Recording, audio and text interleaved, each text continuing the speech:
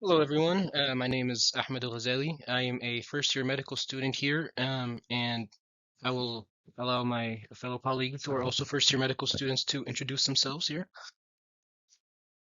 Hi everyone, I'm Tag Harris. Hi, I'm Michelle Pham. Hi, I'm Victoria Harper. All right, and I'll kick us off. So the presentation is about a survey of the perceptions, knowledge, and utilization of core outcome sets in depression. So depression significantly burdens the American population in many ways, impacting patients, families, workplaces, and the healthcare system. To mitigate the negative effects of depression nationally, core outcome sets are not only used to identify therapeutic interventions, but also to enhance our understanding of depression management. Core outcome sets are a standardized, predetermined, agreed upon sets of outcomes that should be measured and reported in all studies on a particular study or condition. The use of core outcome sets is important in increasing reliability across different studies, providing researchers with a standardized set of outcomes for meaningful comparisons. In this study, we explored the current use and perceptions of core outcome sets among clinical trialists. So the objectives of our study is so because depression is significantly burdening the United States population, efforts to find the best treatment and intervention through the use of core outcome sets in clinical trials is essential.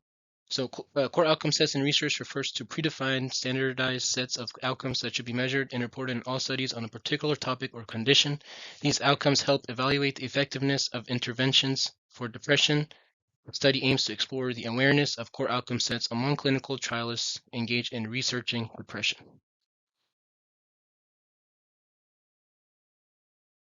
Authors of depression trials were recruited through clinicaltrials.gov registry.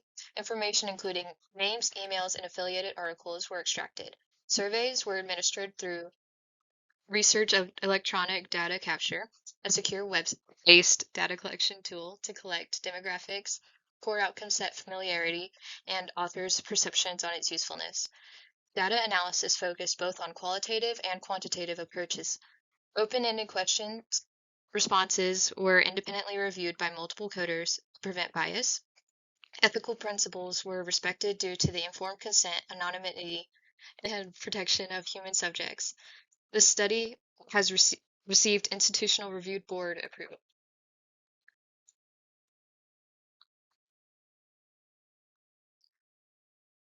Now I'm going to talk a little bit about the results. We sent out 1,011 emails, and of that, we had 17 survey responses. 8 out of the 17 respondents were familiar with core outcome sets. 14 of the 17 specified that poor knowledge about core outcome sets is a barrier to using core outcome sets in trials. 9 of the 17 respondents preferred to use their own outcomes. 4 of 8 respondents were aware that core outcome sets exist for depression.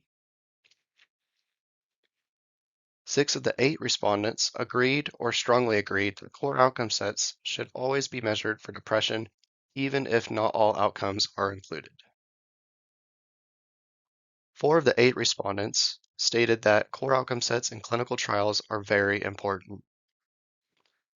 And if you can see down there at our bar graphs, you can see that most had an average or above average understanding of what core outcome sets were.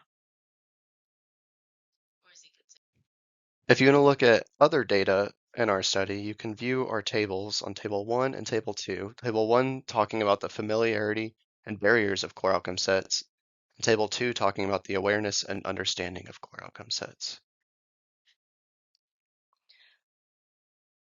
The study's findings convey the need for more awareness among depression researchers using core outcome sets. A major finding we found in researching core outcome sets in depression included the limited knowledge and awareness of such.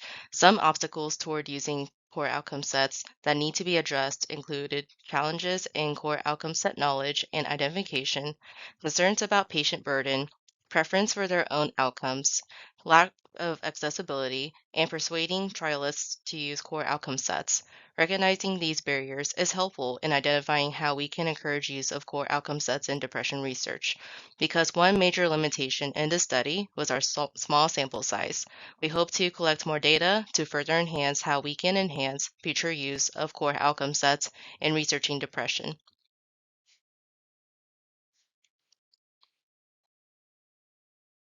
Scanning this QR code will redirect you to the resources that are used in this study.